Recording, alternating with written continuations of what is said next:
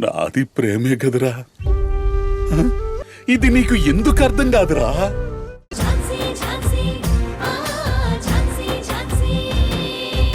ప్రియాంక నాకు ప్రాణ స్నేహితురాలు. అలాంటి తన మీద నాకు ద్వేషం ఎందుకుంటుంది?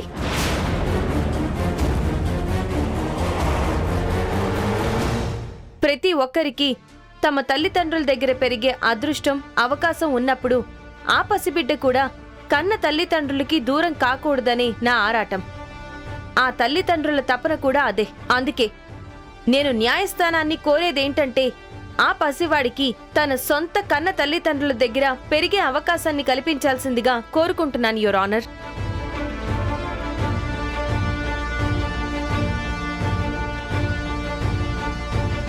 ఈ ఫోటో చూసిన ప్రతి ఒక్కరికి ఆ రిపోర్ట్ మీద అనుమానం రావడం సహజం. కాబట్టి నా క్లయింట్ అనుమానం నివృత్తి చేయాల్సిందిగా, అలాగే నా క్లయింట్కి న్యాయం చేయాల్సిన బాధ్యత ఈ న్యాయస్థానానికి ఉంది. కాబట్టి మరోసారి DNA టెస్ట్ చేయించి నిజాన్ని చాలా స్పష్టంగా అందరికీ తెలియజేయాల్సిందిగా అభ్యర్థిస్తున్నాను.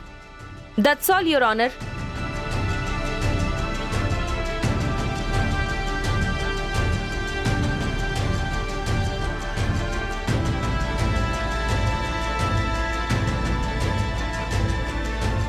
యువరానా, ఫోటోని అడ్డం పెట్టుకుని మళ్ళీ DNA టెస్ట్కి వెళ్ళడం ఏంటి? ఒక్కసారి పేపర్, ఇంకోసారి ఫోటో. ఏంటిది? బయట సమాజానికి తెలిస్తే నవ్వుకుంటారు. ఝాన్సీ గారు ఇంకా అప్డేట్ అవ్వలేదనుకుంటా. టెక్నాలజీ పెరిగి AI వచ్చిన ఈ కాలంలో ఏ ఫోటో కావాలంటే ఆ ఫోటో సృష్టించుకోవచ్చు. నా క్లయింట్ ప్రియాంకను తీసేసి లాయర్ ఝాన్సీ గారు ఆ ఆఫీసర్కి డబ్బులిస్తున్నట్టు కూడా ఫోటో క్రియేట్ చేయొచ్చు.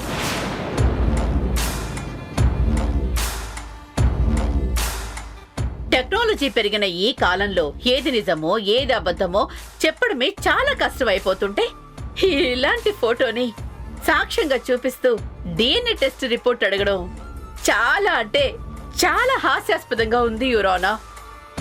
అది ముమ్మాటికి fake photo. Objection, your honour.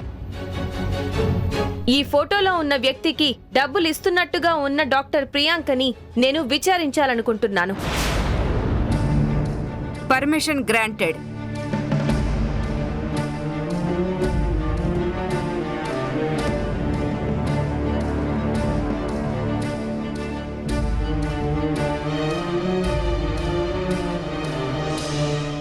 మీ పేరు నీకు తెలీదా? కోర్టుకి తెలియాలి. ప్రియాంక. మీరు అమ్మ హాస్పిటల్లో ఎన్నాళ్ళ నుండి డాక్టర్గా వర్క్ చేస్తున్నారు? నా PG కోర్స్ కంప్లీట్ అయిన దగ్గర నుంచి. ఎప్పటి నుండి అని అడగలేదు, ఎన్నేళ్ల నుండి అని అడిగాను. 3 ఏళ్ల నుండి.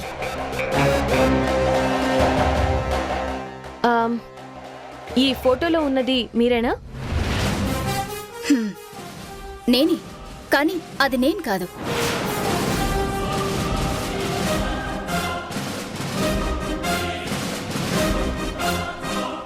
మీ ఆన్సర్ కన్ఫ్యూజ్గా ఉంది. మీ క్వశ్చన్ అర్థరహితంగా ఉంది. మీరు DNA ఆఫీసర్కి డబ్బులు ఇచ్చారా లేదా? ఇవ్వలేదు. కనీసం అతన్ని కలిశారా? ఎప్పుడు? లాస్ట్ టైం ఈ కేస్ జడ్జ్మెంట్ ఇచ్చిన తర్వాత. కలవలేదు. అవునా? అతని ఆఫీస్కి కూడా వెళ్ళలేదా? లేదు. మరి అతని ఆఫీస్ ముందు మీ కార్ ఉన్నట్టు మాకు తెలిసింది. కారుంటే నేనున్నట్టు కాదు కదా. అదేంటి, మీరు లేకుండానే మీ కార్ వెళ్ళిపోతుందా? ఆటోమేటిక్ కారా?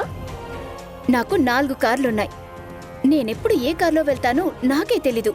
అలానే ఏ పని మీదైనా నా డ్రైవర్స్ పనివాళ్ళు కార్ తీసుకెళ్తుంటారు.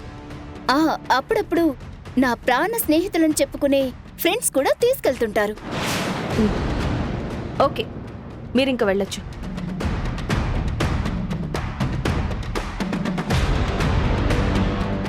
యువరానా, లాయర్ ఝాన్సీ గారు అది ఒరిజినల్ ఫోటో అని నిరూపించలేకపోయారు.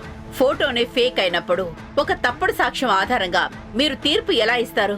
దాన్ని బేస్ చేసుకుని మళ్ళీ DNA టెస్ట్ కి ఎలా పంపుతారు? So I request you to please dismiss the case, your honour.